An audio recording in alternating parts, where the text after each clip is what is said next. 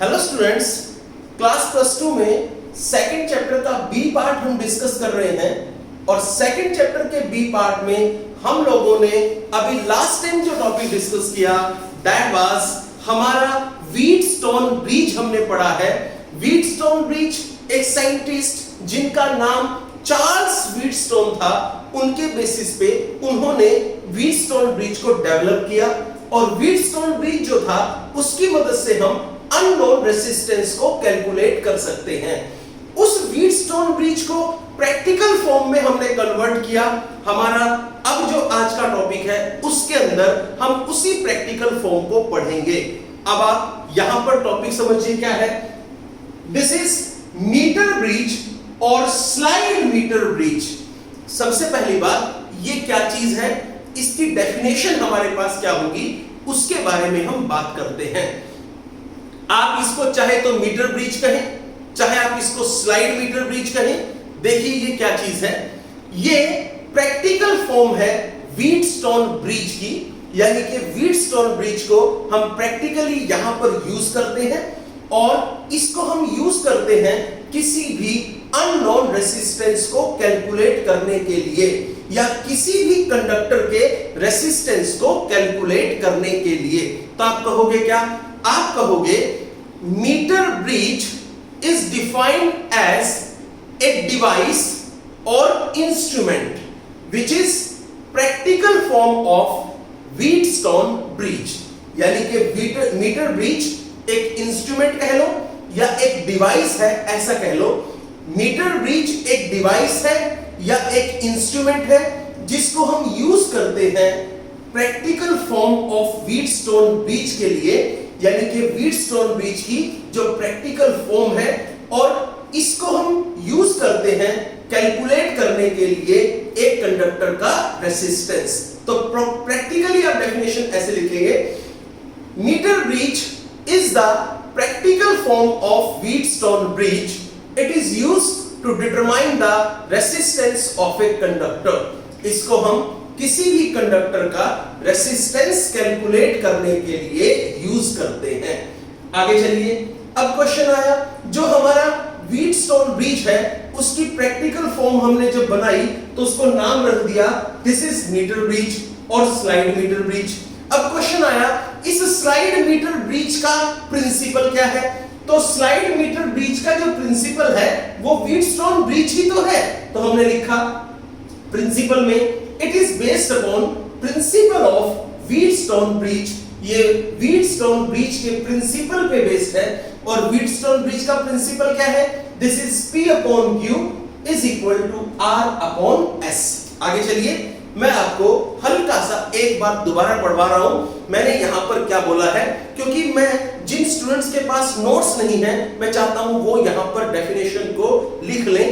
क्या लिखा है मीटर ब्रिज की definition, it is practical form of Wheatstone bridge, it is used to determine the resistance of a conductor. आगे चलिए, principle क्या है, it is based upon the principle of Wheatstone bridge. आगे चलिए, अब बात करते हैं हम यहां इस स्लाइड मीटर ब्रिज की कंस्ट्रक्शन पे। समझिए स्लाइड मीटर ब्रिज की कंस्ट्रक्शन क्या है, इसके बारे में हम बात करते हैं। सबसे पहला कॉन्सेप्ट हम यहां पर जो ले रहे हैं उसको समझिए। हम लोगों ने एक यूरेका, मैग्नीन या कॉन्स्टेंटन, इन तीनों में से किसी भी मटेरियल की हमने एक वायर ली है। तो ये AC हमारे पास एक वायर है and this wire is of eureka, constantan और मैग्नीन। आप तीनों में से किसी भी मटेरियल की ये वायर आप ले सकते हो। तो चलिए हम क्या कहेंगे, it consist of a thin uniform wire of constantan, eureka और मैग्नीन। इस वायर की जो लेंथ होगी दिस इज ऑफ 1 मीटर। इस वायर की लेंथ आप हमेशा 1 मीटर लेंगे। आगे चलिए, इस वायर के साथ ही आपको यहां पर मीटर स्केल लगा हुआ दिखाई देगा। तो ये लीजिए, ये यहां पर मीटर स्केल है। तो आप ऐसा कह सकते हो ये आपने यहां पर जो ली है दिस इज वायर तो आप कहोगे ये आपके पास मैग्नीन की वायर, मैं इसको लिख देता हूं, दिस इज, ये आपने मैग्नीन की एक वायर ली है। आगे चलिए, दूसरा कॉन्सेप्ट अगर हम यहां पर पढ़ें तो ये हमारे पास यहां पर हम लोगों ने एक मीटर स्केल ले लिया। ये 1 मीटर का हमारे पास एक स्केल है, ये लीजिए, दिस इज 1 मीटर स्केल। आगे चलिए, आपने यहां पर जो एसी ली है, ये वायर ली, इसके साथ आपने 1 मीटर का स्केल लिया। जो एसी वायर है उसकी लेंथ भी 1 मीटर है और जो ये स्केल है ये भी 1 मीटर का ही स्केल है। अब हम आगे चलते हैं। यहां पर आपने ये जो रेड कलर में दिखाई दे रही है, ये आपने कॉपर स्ट्रिप्स ली है। मैं यहां पर इनका नाम लिख रहा हूं, दीज आर कॉपर स्ट्रिप्स। तो आपने यहां पर इनको कहा दीज आर कॉपर स्ट्रिप्स, ये आपने ले ली। आगे चलिए, ये भी कॉपर स्ट्रिप है, ये भी कॉपर स्ट्रिप है, ये भी आपने कॉपर स्ट्रिप ली है। और ये सारी की सारी अरेंजमेंट, क्या क्या अरेंजमेंट, ये मैग्नीन इरेका या कॉन्स्टेंटन की वायर, ये मीटर स्केल और ये कॉपर की स्ट्रिप्स, ये सभी की सभी आपने यहां पर एक वुडन बोर्ड के साथ अटैच कर रखी है। ये लीजिए, ये यहां पर आपके पास एक वुडन बोर्ड है।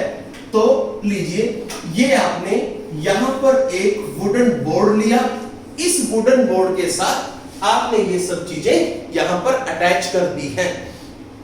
अब आप जो ये आपने किया है, इस बात को अगर लिखोगे तो कुछ ऐसे, सबसे पहली बात हम यहां से शुरू करते हैं। क्या लिखा है? इट कंसिस्ट ऑफ ए, ये जो पूरा स्लाइड मीटर ब्रिज है, ये बना किस बात का है, किस चीज का बना है? तो आप कहोगे ये स्लाइड मीटर ब्रिज बना है एक कॉन्स्टेंटन इरेका या मैग्नीन की वायर का। तो क्या कहोगे? It consist of a thin uniform wire एसी ऑफ कॉन्स्टेंटन, मैग्नीन और यूरेका। आगे चलिए, its length is 1 metre, wire की लेंथ कितनी है? 1 मीटर है। और इस वायर को हमने स्ट्रेच किया है किसके बीच में? कॉपर की 2 स्ट्रिप्स के बीच में। ये लीजिए, this wire is stretched between 2 strips of copper A and C. इस वायर को कॉपर की 2 स्ट्रिप्स के बीच में हमने यहां पर अटैच कर दिया है। किसके ऊपर? एक हॉरिजॉन्टल वुडन बोर्ड के ऊपर हमने इसको यहां पर अटैच कर दिया है। आगे चलिए, नेक्स्ट क्या कहा? हम लोगों ने एक मीटर स्केल भी यहां पर कनेक्ट किया, तो हमने ये भी लिखा, a metre scale is also fitted on the wooden board parallel to the wire. Wire के पैरेलल में हमने एक मीटर स्केल भी यहां पर फिट कर रखा है। आगे चलिए, और क्या कहा? हमने इन दोनों स्ट्रिप्स के साथ साथ एक स्ट्रिप हमने यहां पर और लगाई है। फिर क्या कहोगे? There is another copper strip D fitted on the wooden board to produce 2 gaps. देखिए, एक गैप ये रहा, एक गैप ये रहा, 2 गैप बनाने के लिए यहां पर हमने एक कॉपर की स्ट्रिप और लगा दी है। ये जो मैंने बताया, ये आपको इस सब की कंस्ट्रक्शन आपको मिल गई है। उसके बाद और क्या किया उसको सुनिए। आपने जो यहां पर ये लेफ्ट गैप लिया है, लेफ्ट गैप में जो कॉपर की स्ट्रिप का एक स्क्रू ये रहा, कॉपर की स्ट्रिप का दूसरा स्क्रू ये रहा, दोनों स्क्रू के बीच में आपने यहां पर रेसिस्टेंस बॉक्स लगा दिया। दूसरी जो आपके पास एक कॉपर स्ट्रिप ये रही, एक कॉपर स्ट्रिप ये रही, इनके 2 स्क्रू हैं, इनके बीच में भी आपने यहां पर अब अननोन रेसिस्टेंस लगा दिया। आई रिपीट, यहां पर आपने रेसिस्टेंस बॉक्स लगाया, यहां पर आपने अननोन रेसिस्टेंस लगाया। आगे चलिए, और ये जो A है और ये जो C है, इन दोनों के बीच में आपने यहां पर एक बैटरी और एक की लगा दी है। तो आप क्या कहोगे? आप सिर्फ ये 4 काम अभी कर रहे हो। पहला काम क्या किया आपने? पहला काम ये किया कि आपने लेफ्ट गैप में रेसिस्टेंस बॉक्स लगा दिया, राइट गैप में आपने अननोन रेसिस्टेंस लगा दिया। आगे चलिए, ये A है, ये C है, A और C इन दोनों के बीच में आपने यहां पर एक बैटरी और एक की लगा दी है। तो अब आप इस बात को कहोगे कैसे? आप कहोगे a resistance box is connected in the left gap, the unknown resistance S is connected in the right gap, a cell E and a key K is connected between A and C. आगे चलिए, और क्या है? आपने यहां पर एक galvanometer लिया, गैल्वेनोमीटर का एक टर्मिनल आपने वायर के साथ लगाया, जो वायर यहां इस डी स्ट्रिप के बीच में कनेक्टेड है।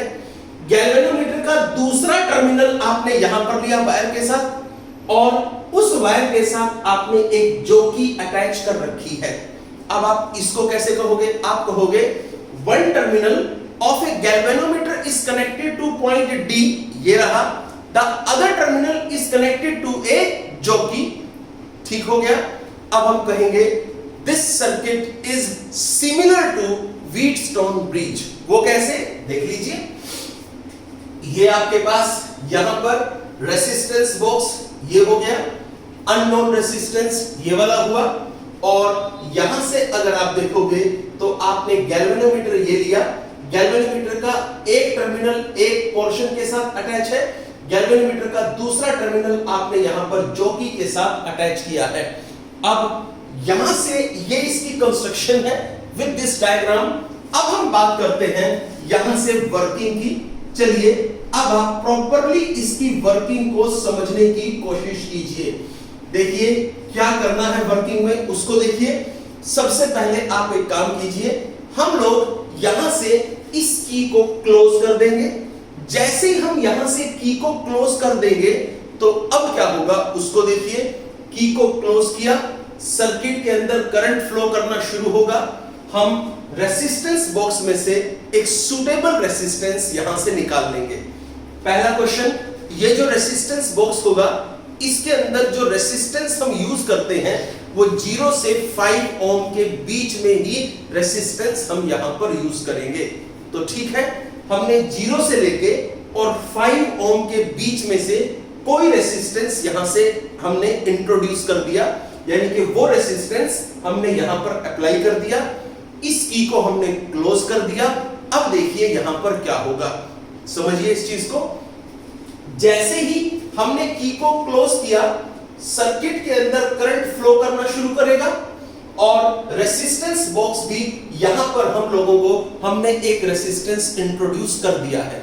अब ये गैल्वेनोमीटर हमें डिफ्लेक्शन शो करेगा। अब हम क्या करेंगे, वो हमारा मेन पॉइंट है। हम इस जोकी को, ये जो वायर हमारी एसी वायर है, इस जोकी को इस एसी वायर पे हम जगह जगह पे रख के देखेंगे, और ये देखेंगे वो पॉइंट यहां पर निकालेंगे जहां पर हमारा गैल्वेनोमीटर 0 रीडिंग देगा। अगर वो पॉइंट हमने निकाल लिया जहां पे गैल्वेनोमीटर हमारा 0 रीडिंग दे देगा, तो हम समझ लेंगे कि हमने यहां पर नल पॉइंट कैलकुलेट कर लिया।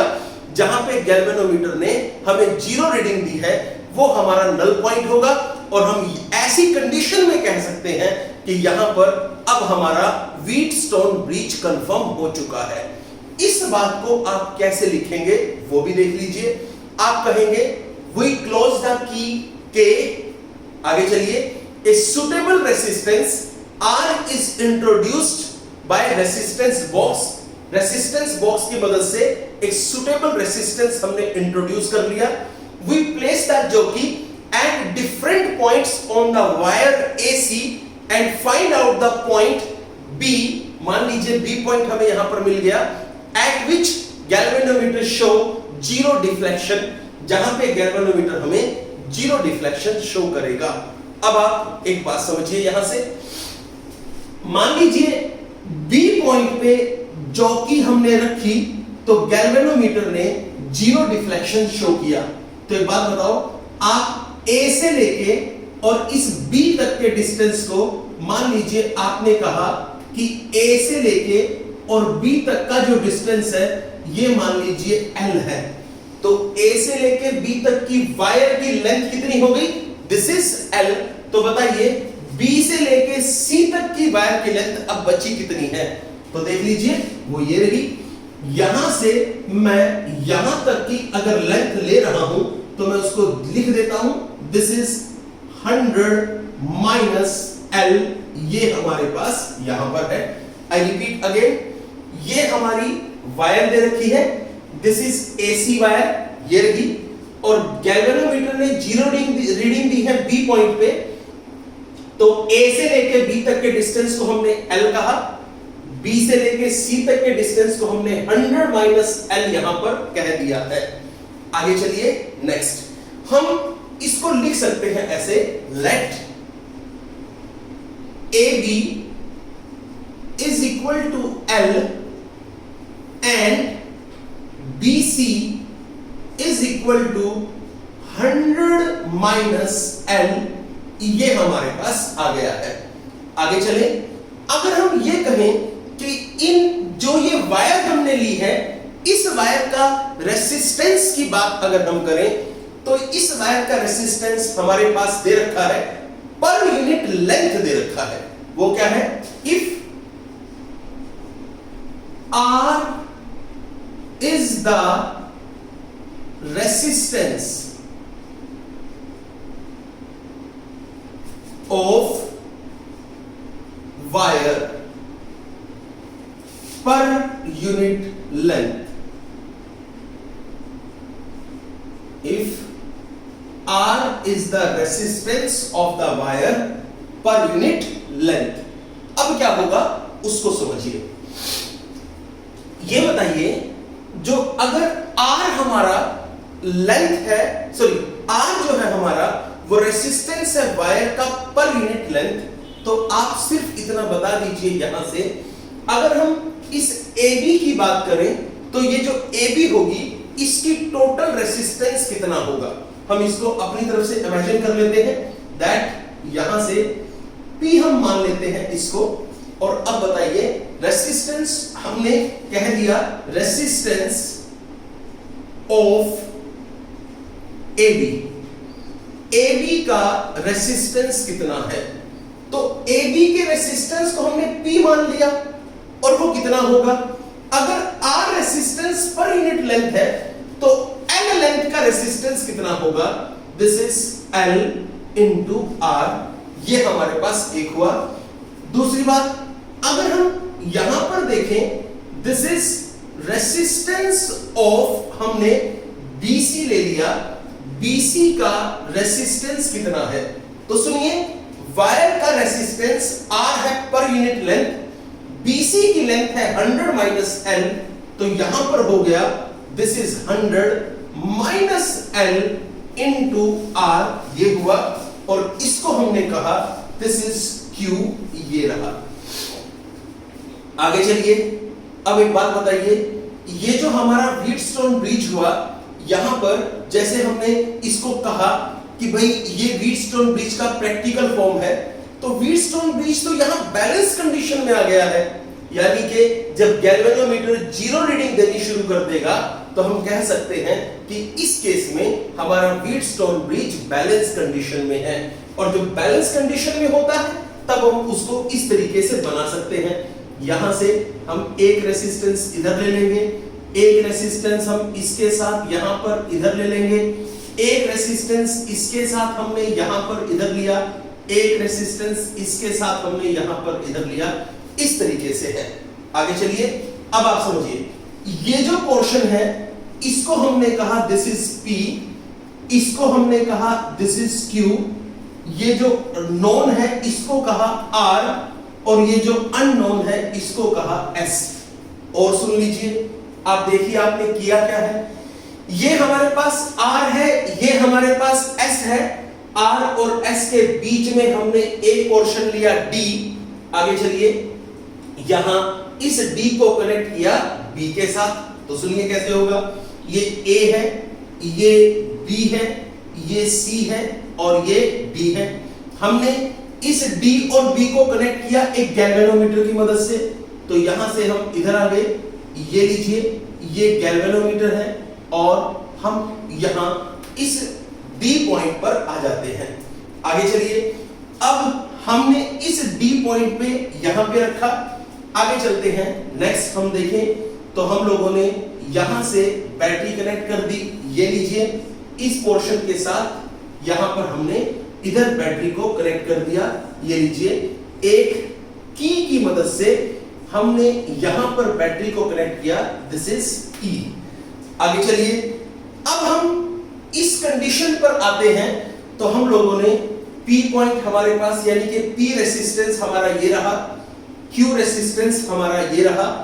अब हम ये कह सकते हैं कि व्हीटस्टोन ब्रिज बैलेंस है, और जब व्हीटस्टोन ब्रिज बैलेंस होता है तो ऐसे केस में हम कैसे कह सकते हैं कि व्हीटस्टोन ब्रिज बैलेंस है? क्योंकि हमने इस जॉकी को इस वायर पे जगह जगह पे रख के देखा और वो पॉइंट ढूंढा जहां पे गैल्वेनोमीटर हमें रीडिंग शो नहीं कर रहा। तो ऐसे केस में हम कहेंगे कि ये व्हीटस्टोन ब्रिज बैलेंस कंडीशन में है, और बैलेंस कंडीशन में हम ये फॉर्मूला लगा सकते हैं P upon Q is equal to R upon S। आगे चलिए, P की वैल्यू कितनी है? This is L into R upon Q की वैल्यू कितनी है? This is 100 minus L into R। आगे बढ़िए, यहां से आगे हमारे पास अब आता है R अपॉन S। जो R है वो हमारा नॉन रेसिस्टेंस है, रेसिस्टेंस बॉक्स की मदद से हमने उसको यहां पर इसके अंदर इंट्रोड्यूस किया था, और S हमारा अननोन रेसिस्टेंस है। इस R से ये वाला R कैंसिल हो गया। अब आप बताइए यहां से आप S कैसे निकालेंगे? तो S की वैल्यू हमें मिल गई। This is S is equal to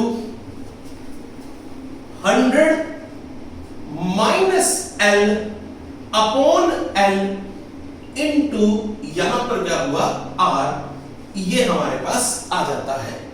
आगे चलिए, नेक्स्ट पॉइंट हमारे पास क्या बना उसको भी आप यहां से समझ सकते हैं। तो यहां से हम S की वैल्यू को कैलकुलेट कर सकते हैं, यानी कि अननोन रेसिस्टेंस हम यहां से कैलकुलेट कर सकते हैं। देखिए स्टूडेंट्स, ये हमारे पास हमारा मीटर ब्रिज आ जाता है। अब हम इसके बेसिस पे न्यूमेरिकल ट्राई करते हैं। सो चलिए हम इसके न्यूमेरिकल देखते हैं। देखिए स्टूडेंट्स, अब हम आते हैं इसके अंदर क्वेश्चन नंबर 38 पे, और क्वेश्चन नंबर 38 ये सभी के सभी क्वेश्चंस आपके पास जो हैं, ये सभी के सभी questions on the basis of slide metre bridge है। इन क्वेश्चंस में क्या है उसको समझिए। इसने कहा with a certain resistance in the left gap of A slide wire bridge. आपने स्लाइड वायर ब्रिज के लेफ्ट गैप में कोई सर्टेन रेसिस्टेंस आपने रख दिया, यानी कि कुछ रेसिस्टेंस आपने लेफ्ट गैप में रखा है। The balance point is obtained when the resistance of 10 ohm is taken out from the resistance box. यानी कि आपको रेसिस्टेंस बॉक्स से जब आप 10 ओम का रेसिस्टेंस निकालते हैं, उस केस में आपको वहां पर बैलेंस पॉइंट मिलता है। On increasing the resistance from the resistance box by 12.5 ohm, अगर आप रेसिस्टेंस बॉक्स से रेसिस्टेंस 12.5 और निकाल दें, the balance point shifted by 20 centimetre. Balance point जो है वो 20 सेंटीमीटर आगे चला जाता है। अब आप ये बताइए, फाइंड द अननोन रेसिस्टेंस। आप अननोन रेसिस्टेंस यहां पर कैलकुलेट कर दीजिए। अब आप एक बात बताइए, हमें नहीं पता कि अननोन रेसिस्टेंस यहां पर कितना है। हम मान लेते हैं कि अननोन रेसिस्टेंस जो है वो लेफ्ट गैप में जो लगा हुआ है। अब देखिए, हमने यहां पर जब स्लाइड मीटर ब्रिज किया था तो जो रेसिस्टेंस बॉक्स लगाया था वो लेफ्ट गैप में लगाया था, नॉन रेसिस्टेंस लेफ्ट गैप में था यानी कि, और जो अननोन एस लगाया था वो राइट गैप में था। बट ये कोई मैंडेटरी नहीं है, ये कोई प्रॉपर नहीं है, ये कोई हार्ड एंड फास्ट रूल नहीं है। आप इसमें लेफ्ट और राइट में नॉन और अननोन दोनों को एडजस्ट कर सकते हो। तो जैसे अब इस क्वेश्चन ने कहा कि मान लीजिए आपने लेफ्ट गैप में यहां पर कोई रेसिस्टेंस लगा रखा है, हमें नहीं पता कितना लगा रखा है, लेकिन हमें इतना पता है कि राइट गैप में जब आप रेसिस्टेंस बॉक्स में से 10 ओम का रेसिस्टेंस निकालते हो तब आपको नल पॉइंट मिलता है। दूसरे केस में आप जब रेसिस्टेंस बॉक्स में से और रेसिस्टेंस की वैल्यू 12.5 ओम और कर दोगे तो balance point shift by 20 centimetre, balance point 20 centimetre पीछे चला जाएगा। आपसे कहा फाइंड द अननोन रेसिस्टेंस आपको निकालना है।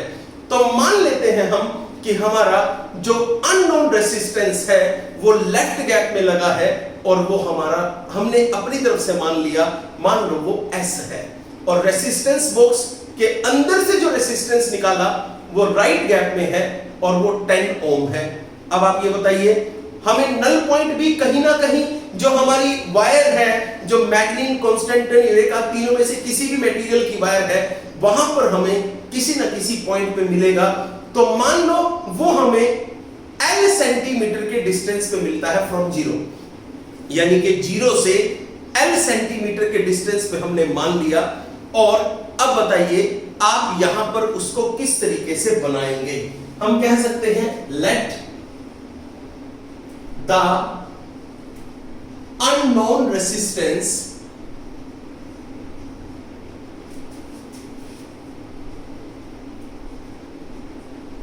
हम अननोन रेसिस्टेंस को S ले रहे हैं, तो हमने लिया let unknown resistance is on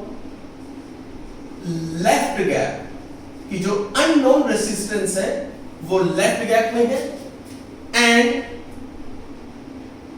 10 ohm is in right gap, और जो 10 ओम है वो राइट गैप में है। आगे चलिए, सपोज हम मान लेते हैं इसके अंदर आगे, suppose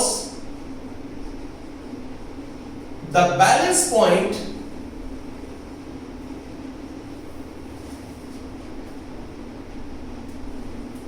is at L centimetre from zero.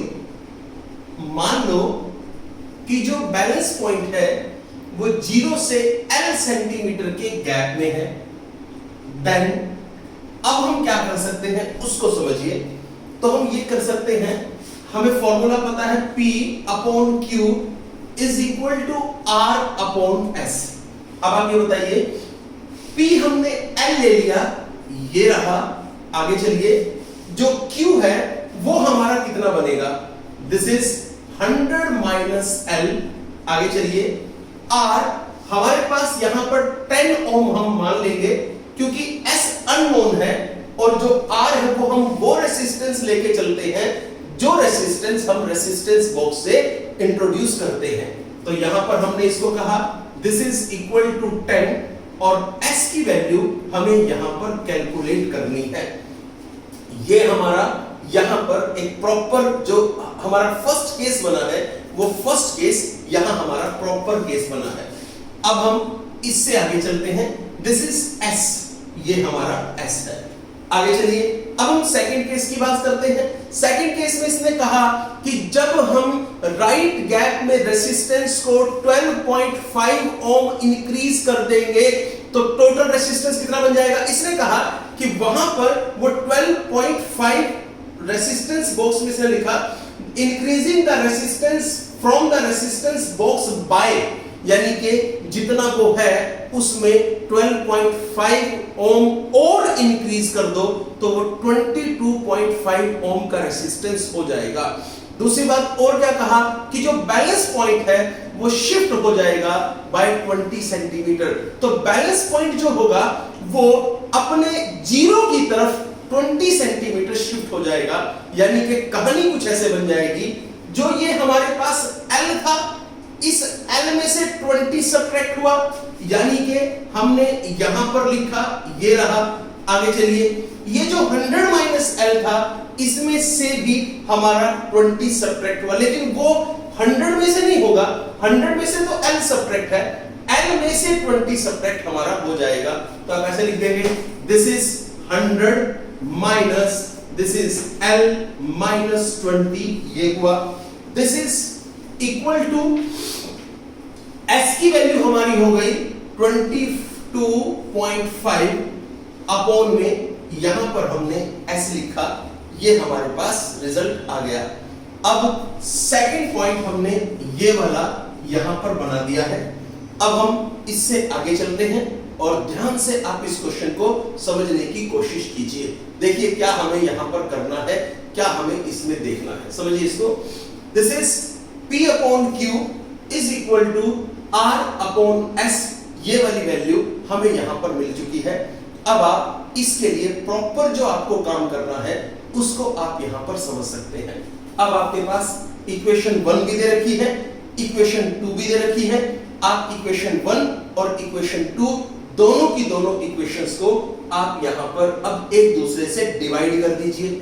जब आप दोनों इक्वेशंस को एक दूसरे से डिवाइड कर देंगे तो आपके पास रिजल्ट देखिए यहां पर कितना आता है, उसके बारे में हम यहां पर अब डिस्कस करना शुरू करते हैं।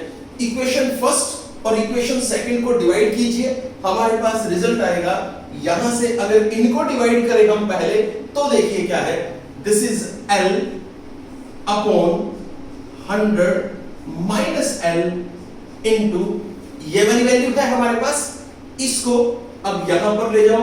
अब आप देखो ये कैसे होगा, जब डिवाइड करेंगे तो ये वाली वैल्यू ऊपर आ जाएगी, ये बनेगा क्या आप ये समझिए। This is 100 minus L minus minus ये हो गया प्लस, तो आपके पास आ गया this is 120 minus L upon में this is L minus 20 is equal to, सोचिए आपके पास यहां पर क्या रिजल्ट बनेगा। ये हमारे पास क्या वैल्यू है और ये हमारे पास क्या वैल्यू आएगी। आप इस चीज को अब यहां पर समझने की कोशिश कीजिएगा।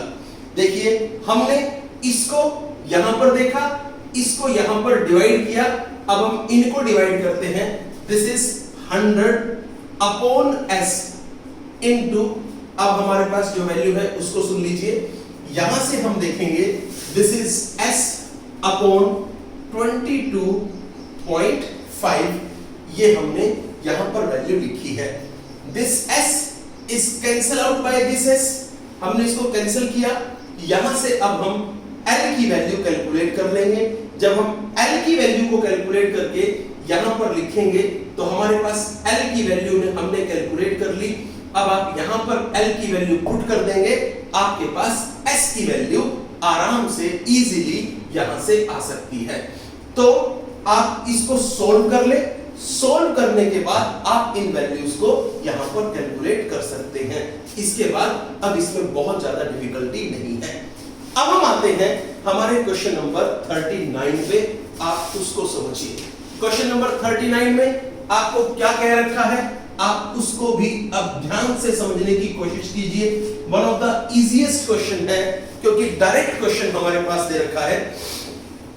आपको डायग्राम नोट्स के अंदर दे रखा है, सिंपल डायग्राम है, जैसा हमने यहां पर व्हीटस्टोन ब्रिज के लिए बनाया था, जैसा हमने स्लाइड मीटर ब्रिज के लिए बनाया था, सेम वही डायग्राम हमारे पास है। इसने कहा in metre bridge the null point is found at a distance of 60 centimetre from A. जो नल पॉइंट है वो A से 60 सेंटीमीटर के डिस्टेंस पे है, यानी कि आपको यहां से P मिल चुका है, दिस इज 60। अब आपको 60 P मिला तो Q कितना होगा, दिस इज 100 माइनस 60, यानी कि ये 40 सेंटीमीटर एक हो गया, और जो है 60 सेंटीमीटर एक है, 40 सेंटीमीटर एक बना है। आगे चलिए और क्या कहा, now if a resistance of 5 ohm is connected in derives with S, तो अब आप ये बताइए, आपको इसका मतलब यहां पर ये कह दिया कि 5 ohm का रेसिस्टेंस आपने यहां पे कनेक्ट किया। The null point occurs at 50 centimetre, जो नल पॉइंट है वो 50 सेंटीमीटर पे आ गया है। I repeat again the question, इसने क्या कहा, in meter bridge the null point is found at a distance of 60 centimetre from A। ये हमने बात यहां पर कर ली है। नाउ अब ये सेकंड केस है, पहले फर्स्ट केस को कंप्लीट कर लेते हैं। केस फर्स्ट के अंदर हमें क्या कहा उसको आप यहां पे समझिए। आपको पता है P upon Q is equal to R upon S है। P की वैल्यू हमें यहां पर 60 दी गई, Q की वैल्यू हमें यहां पर 40 दी गई, is equal to R upon S। This is our equation number first. अब हम सेकंड केस की बात करते हैं। तो सेकंड केस में हमें यह कहा गया है, क्या है उसको समझिए। Now if a resistance of 5 ohm is connected in devices with S, okay, आपने S के साथ यानी कि जो अननोन रेसिस्टेंस है उसके साथ आपने 5 ओम का रेसिस्टेंस और कनेक्ट कर दिया, नल पॉइंट हमारा 50 सेंटीमीटर पर आया है। तो एक बात बताइए, आपने यहां पर 5 ओम का रेसिस्टेंस और कनेक्ट किया और नल पॉइंट आपका 50 पर आ गया, यानी कि अब सेकंड केस के अंदर अगर आप समझें तो R सेम रहेगा, बस जो S है that will become S plus 5, ये हुआ। आगे चलिए, यहां से अगर हम देखें तो अब हमारे पास चेंज क्या आया, हमारा P50 हुआ, हमारा Q50 हो गया, क्योंकि P नल पॉइंट पे इसने 50 बोला, ऑब्वियसली Q जो होगा वो 100 माइनस 50 आपको 50 ही मिलेगा। दिस इज R ये रहा और S प्लस 5 हमारा यहां पर आ गया है। अब हम आगे चलते हैं। This is our question number, sorry this is our यहां पर इक्वेशन नंबर 2 बन गई है। अब हम यहां से वैल्यू निकाल सकते हैं R की भी और वैल्यू निकाल सकते हैं S की भी। वो आप कैसे करेंगे? बिल्कुल सिंपल है, आपके पास इक्वेशन नंबर 1 ये रही, इक्वेशन नंबर 2 ये रही, आप दोनों इक्वेशंस को यहां पर डिवाइड कर दें। आफ्टर डिवाइडिंग R से R कैंसिल हो जाएगा, आपके पास S में इक्वेशन आ जाएगी, उसको सोल्व कर देंगे, you will get the answer. आपको प्रॉपर आंसर यहां पर मिल जाएगा। यहां तक का टॉपिक आपको करना है, इससे नेक्स्ट न्यूमेरिकल्स हम इससे नेक्स्ट लेक्चर के अंदर डिटेल में डिस्कस करेंगे। आप इस टॉपिक को बार बार देखते रहिए ताकि आपको इसकी कंफ्यूजन क्लियर हो सके। All the best.